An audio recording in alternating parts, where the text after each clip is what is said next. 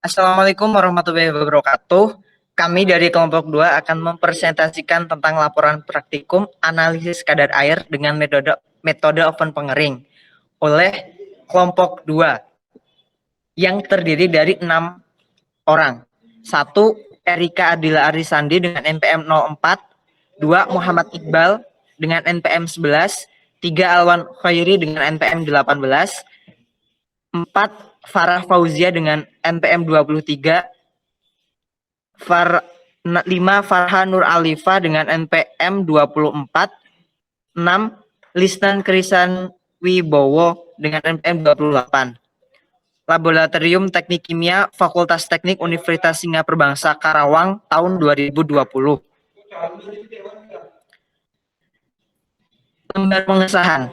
Judul percobaan, analisis kadar air dengan metode oven pengering, tanggal percobaan 2 Mei 2020, lokasi percobaan Laboratorium Teknik Kimia. Nama dan NPM sesuai dengan yang di atas, Fakultas Teknik, Program Studi Teknik Kimia, Kelompok 2.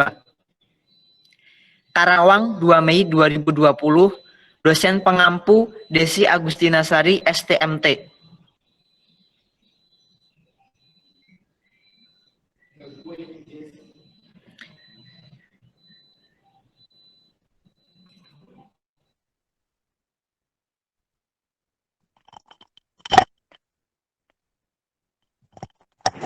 Saya Erika Ardil Arisandi dengan NPM 04 akan mempresentasikan bagian abstrak. Air merupakan kandungan penting dalam bahan pangan. Semua bahan makanan mengandung air dalam jumlah yang berbeda-beda, baik bahan makanan hewani maupun nabati. Kriteria ikatan air dalam aspek daya awet bahan pangan dapat ditinjau dari kadar air, konsentrasi larutan, tekanan osmotik, kelembaban relatif berimbang, dan aktivitas air. Kadar air dalam bahan pangan selalu dihubungkan dengan mutu bahan pangan dan sebagai pengukur bagian bahan kering atau padatan. Kadar air juga salah satu karakteristik yang sangat penting dalam bahan pangan karena air dapat mempengaruhi kenampakan, tekstur, dan cita rasa pada bahan pangan. Oleh karena itu, penentuan kadar air dari suatu bahan pangan sangat penting agar dalam proses pengolahan dan pendistribusian mendapat penanganan yang tepat. Praktikum ini dilakukan dengan tujuan untuk mengetahui banyaknya kadar air dalam sampel. Sampel yang digunakan berupa udang dengan 8 variasi berat pada masing-masing sampel. Penetapan kadar air dari sampel-sampel tersebut dengan cara melakukan pengeringan terlebih dahulu menggunakan oven, sehingga kadar air dalam sampel berkurang bahkan habis. Pengeringan dilakukan menggunakan oven dengan temperatur 105 derajat Celcius dan waktu 1 jam atau sampai masanya konstan. Pada sampel 1 diperoleh kadar air sebesar 87,68%. Pada sampel 2 diperoleh kadar air sebesar 87,13%. Pada sampel 3 diperoleh kadar air sebesar 88,8%. Pada sampel 4 diperoleh kadar air sebesar 89,66%.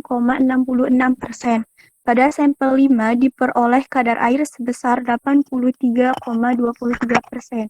Pada sampel 6 diperoleh kadar air sebesar 81,54%.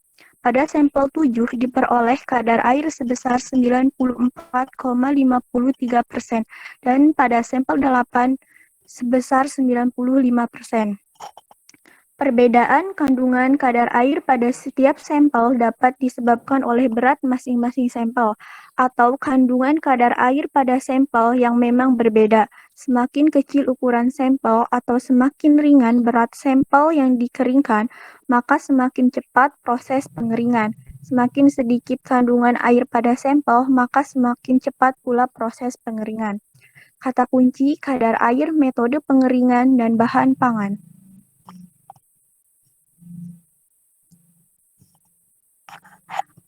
Kata pengantar, tim penulis mengucapkan puji dan syukur kehadirat Tuhan Yang Maha Esa.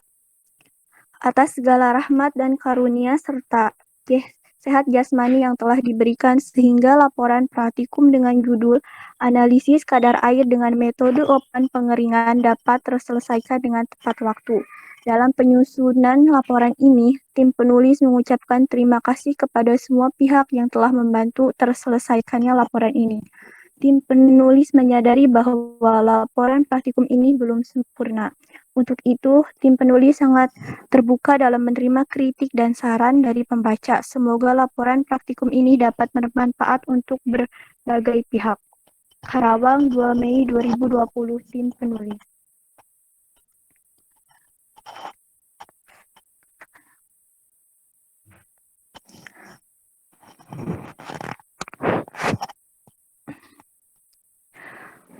Bab 1, pendahuluan. Pertama, latar belakang. Air adalah zat atau materi atau unsur yang penting bagi semua bentuk kehidupan yang didapatkan di bumi sampai saat ini, tetapi tidak di planet lain. Air menutupi hampir 71% permukaan bumi.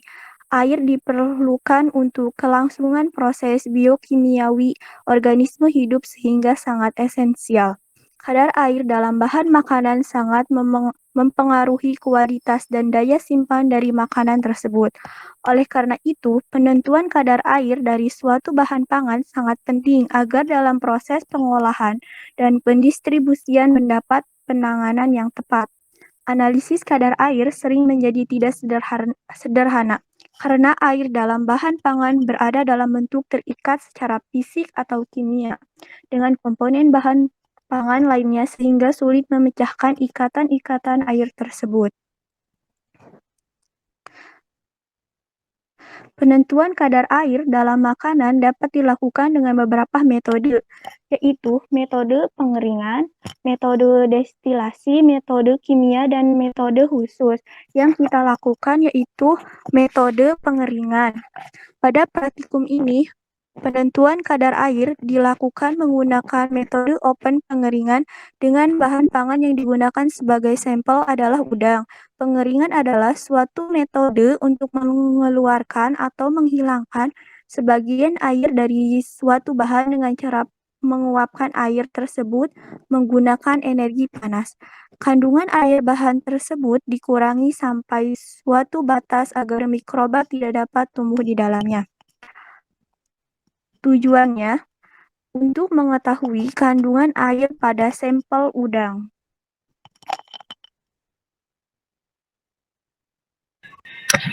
Selanjutnya saya Alwan Khairi, bab 2, teori dasar.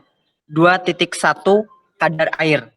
Air merupakan salah satu unsur penting dalam bahan pangan.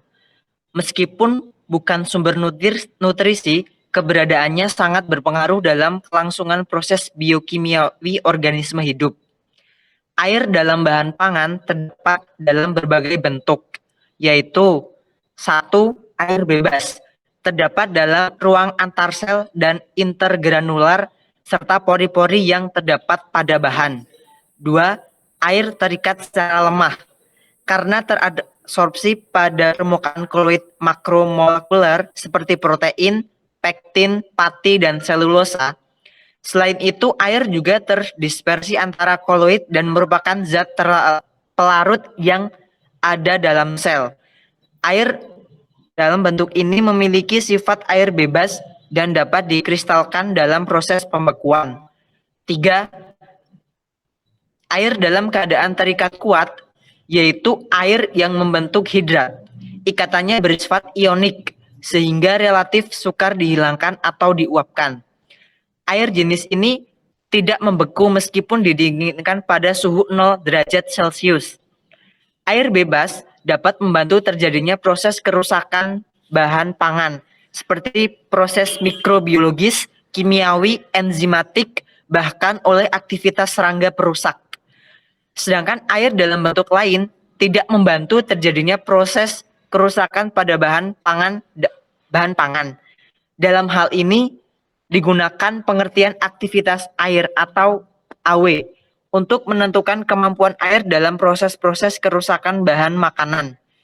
Hubungan kadar air dan air bebas atau AW ditunjukkan dengan kecenderungan bahwa semakin tinggi kadar air, semakin tinggi pula nilai AW. Akan tetapi, hubungan tersebut tidak linear, melainkan berbentuk kurva sigmoid. Kadar air dinyatakan dalam persen, sedangkan nilai AW dinyatakan dalam desimal. Kadar air dapat ditentukan dari perbedaan antara berat bahan sebelum dan sesudah dilakukan pemanasan. Setiap bahan bila diletakkan dalam udara terbuka, kadar airnya akan mencapai keseimbangan dengan kelembapan udara di sekitarnya. Kadar air dalam suatu bahan pangan sangat berpengaruh pada mutu produk tersebut. Semakin banyak kadar air yang terkandung, umur simpannya semakin sebentar, karena sangat memungkinkan adanya mikroba tumbuh dan hidup di sana.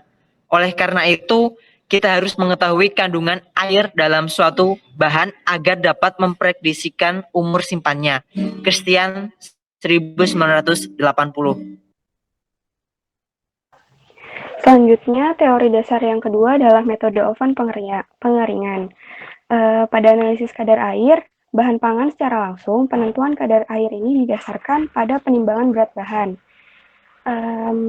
Dari keseluruhan metode yang digunakan untuk penentuan kadar air ini, cara langsung maka yang akan diterapkan dalam praktik analisis pangan adalah terbatas pada penentuan kadar air dengan metode oven udara.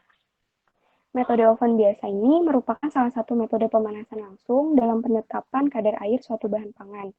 Dalam proses ini, bahan dipanaskan pada suhu tertentu sehingga semua air menguap yang ditunjukkan oleh berat konstan bahan setelah periode pemanasan tertentu. Kehilangan berat bahan yang terjadi menunjukkan jumlah air yang terkandung. Metode ini terutama digunakan untuk bahan-bahan yang stabil terhadap pemanasan yang agak tinggi, serta produk yang tidak atau rendah kandungan sukrosa dan glukosanya, seperti tepung-tepungan dan serealia. Elisa 2011. Metode ini dilakukan dengan cara pengeringan bahan pangan dalam oven. Berat sampel yang dihitung setelah dikeluarkan dari oven harus didapatkan berat konstan, yaitu berat bahan yang tidak akan berkurang atau tetap setelah dimasukkan dalam oven. Berat sampel setelah konstan dapat diartikan bahwa air yang terdapat dalam sampel telah menguap dan yang tersisa hanya padatan dan air yang benar-benar terikat kuat dalam sampel. Setelah itu dapat dilakukan perhitungan untuk mengetahui persen kadar air dalam bahan. Rossi 2011. Secara teknik, metode oven langsung dibagi menjadi dua, yaitu metode oven temperatur rendah dan metode oven temperatur tinggi. Metode oven temperatur rendah menggunakan suhu 103 plus 2 derajat Celcius dengan periode pengeringan selama 17 plus minus 1 jam. Periode pengurangan dimulai pada saat oven menunjukkan temperatur yang diinginkan. Setelah pengeringan, contoh bahan beserta cawannya disimpan dalam desikator selama 30-45 menit untuk menyesuaikan suhu media yang digunakan dengan suhu lingkungan di sekitarnya. Setelah itu, bahan ditimbang beserta wadahnya. Selama penimbangan, kelembaban dalam ruang laboratorium harus kurang dari 70%. Selanjutnya, metode oven temperatur tinggi. Cara kerja metode ini sama dengan metode temperatur rendah, hanya saja temperatur yang digunakan pada suhu 133 derajat Celcius dan waktu yang digunakan relatif lebih rendah. Rossi 2011.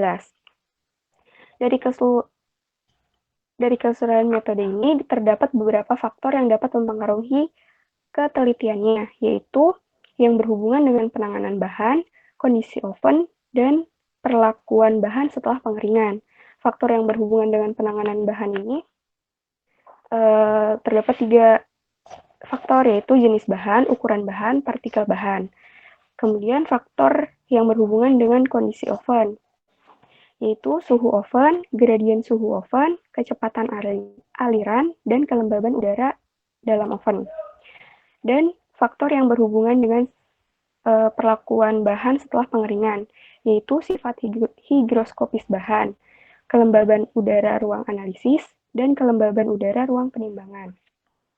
Nah, metode ini memiliki beberapa kelemahan, yaitu bahan selain air ikut menguap dan hilang bersama uap, misalnya alkohol, asam asetat, minyak atsiri, dan sebagainya.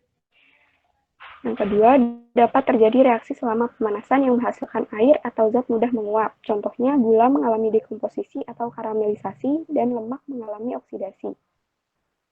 Dan bahan yang mengikat air secara kuat sulit melepas airnya meskipun sudah dipanaskan.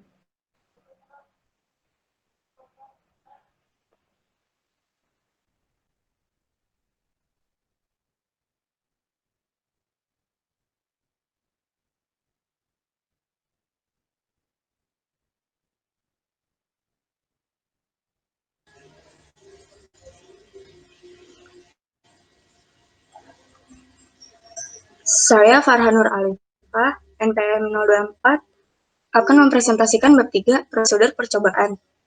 Alat dan bahan. Alat yang digunakan adalah yang pertama adalah cawat porselen, kemudian oven, desikator, timbangan analitik, dan penjepit crucible. Dan bahan yang kita gunakan adalah sampelnya yaitu udang. Lalu prosedur percobaannya, yang pertama, kalibrasi cawan porselen, oven, desikator, dan silika gel sebelum digunakan. Lalu, timbang cawan porselen dan sampel pada timbangan analitik.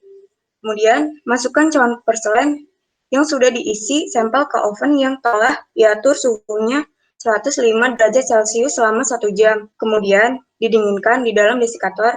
Perlakukan pemanasan sampel dilakukan hingga beratnya konstan.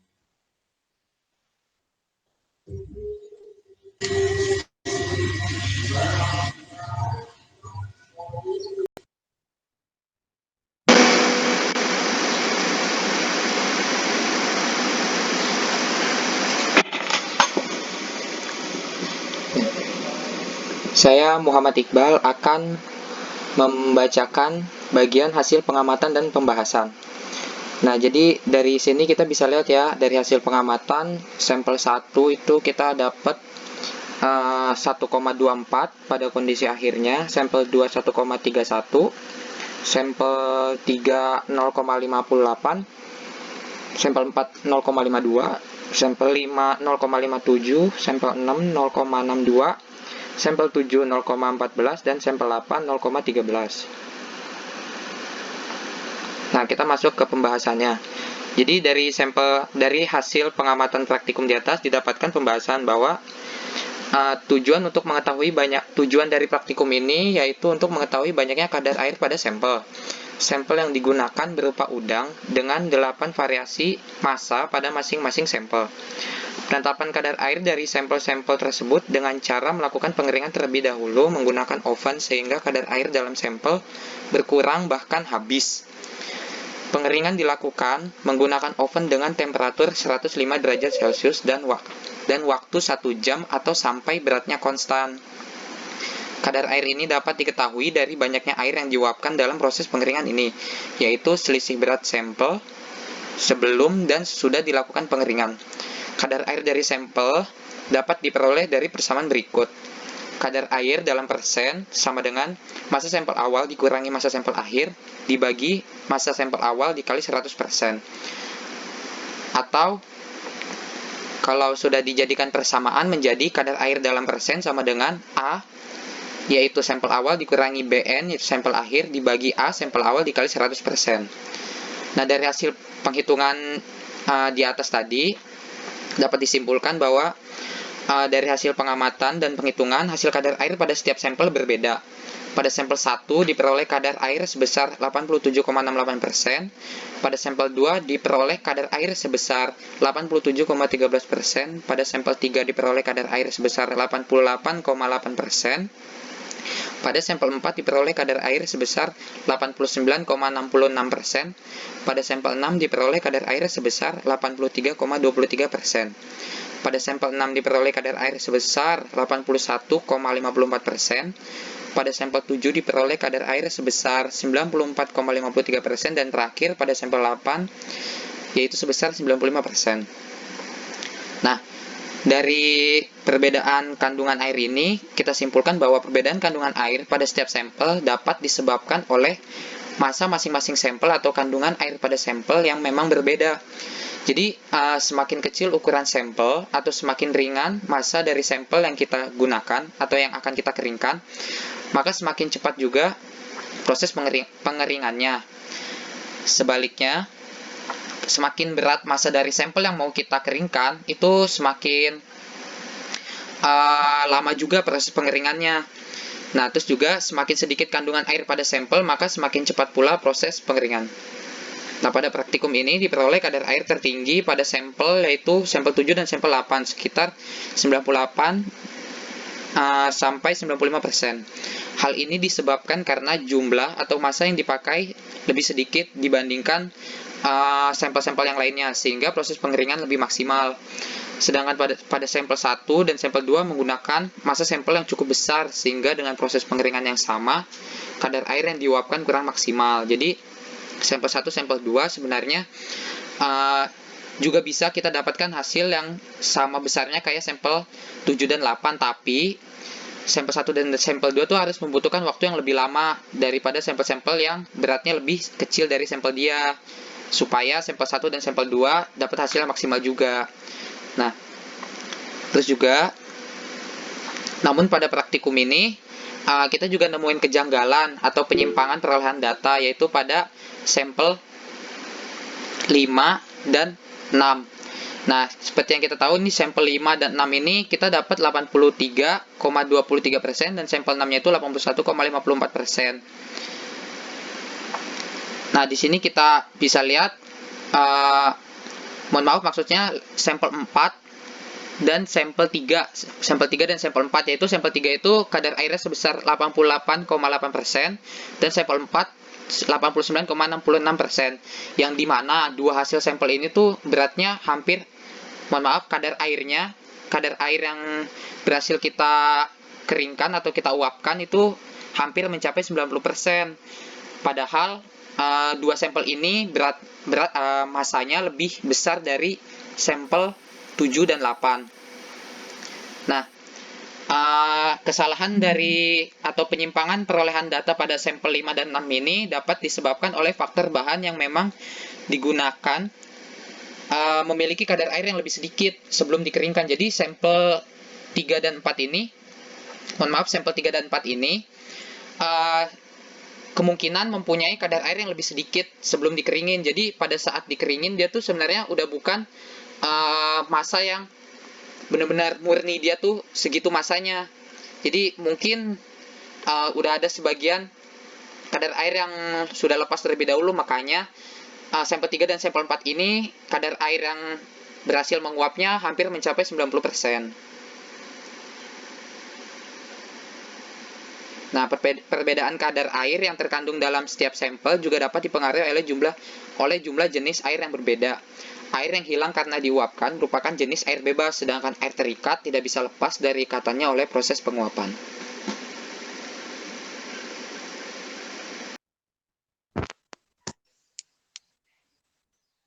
Saya Lisnet Kesonibowo, NPM 28, akan membacakan bab 5 penutup. Penutup ini berisi kesimpulan. Pada analisis kadar air ini digunakan metode pengeringan menggunakan oven. Metode ini diterapkan untuk menguji kadar air pada udang. Praktikum analisis kadar air ini digunakan 8 sampel selama 1 jam pemanasan. Dari hasil praktikum analisis kadar air ini didapatkan kadar air tertinggi pada sampel 8 sebesar 95% dan sampel 7 sebesar 94,53%. Kadar air tertinggi disusul pada sampel 4 sebesar 89,66% dan sampel 3 sebesar 88,58%. Sampel 1 sebesar 87,68% dan sampel 2 sebesar 87,13%. Dan kadar air terendah pada sampel 5 sebesar 83,23% dan sampel 6 sebesar 81,54%. Nah, di sini itu kan sampel 8 memiliki kadar air tertinggi. Jadi sampel 8 itu akan cepat membusuk karena kandungan airnya lebih banyak. Nah, sedangkan pada sampel 5 ini kan memiliki kadar air terendah. Jadi kandungan airnya itu lebih sedikit sehingga dia akan lebih lama untuk membusuk dibandingkan sampel lainnya.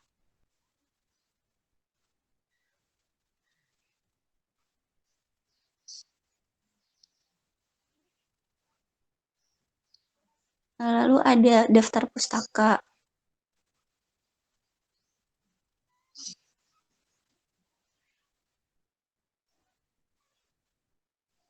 terakhir ada lampiran. Di lampiran ini kita masukkan perhitungan. Cara menghitungnya tadi kan masa awal dikurangin masa akhir dibagi masa awal dikali 100%. Pada sampel 1, masa awalnya 10,07. Masa akhirnya 1,24. Jadi didapatkan kadar air pada sampel 1 sebesar 87,68%. Pada kadar air sampel 2, masa awalnya 10,18. Lalu masa sampel akhirnya 1,31. Didapatkan kadar airnya 87,13%. Yang ketiga, kadar air pada sampel 3. Masa sampel awalnya 5,08. Masa sampel akhirnya didapatkan 0,58. Didapatkan kadar airnya sebesar 88,58%. Lalu yang keempat, kadar air pada sampel 4 didapatkan 89,66%. Pada sampel 5 didapatkan 83,23%. Pada sampel 6 didapatkan 81,54%. Pada sampel 7 didapatkan 94,53%. Dan pada sampel 8 didapatkan 95%.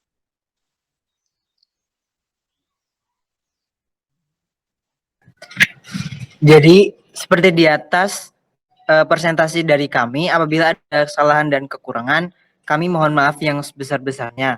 Wabillahi taufiq wal hidayah. Wassalamualaikum warahmatullahi wabarakatuh.